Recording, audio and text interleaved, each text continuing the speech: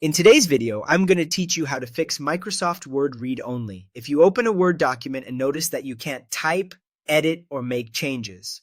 One of the most common causes is that the file has opened in a protected mode.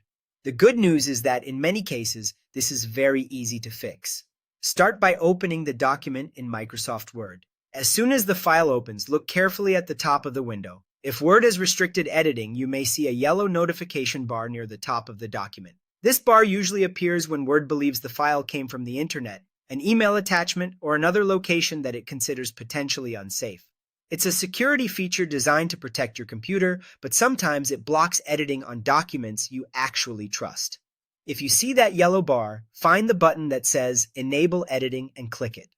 In most cases, that immediately removes the read-only restriction and allows you to start editing the document normally. After clicking it, test the file right away. Try placing your cursor somewhere in the document and type a few words, or make a small change. If Word lets you edit without any warning, then the issue is resolved. A helpful tip here is to make sure you only click Enable Editing for documents from a source you trust. Since this feature exists for security reasons, it's best not to enable editing on unknown files or suspicious attachments. If the document came from someone you know or from your own files, then this quick fix is usually safe and appropriate. Also, keep in mind that the yellow bar can be easy to miss if you're focused only on the page itself. So if a document seems locked, always check the top area of the Word window before trying anything more complicated. This quick fix is often the fastest solution and can save you a lot of time. If clicking Enable Editing works, you can continue using the document as normal and save your changes when you're done.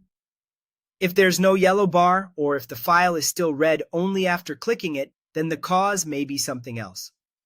But for many Word documents, this is the first and easiest thing you should try. That's how to fix a Microsoft Word document that is read only by using the Enable Editing option.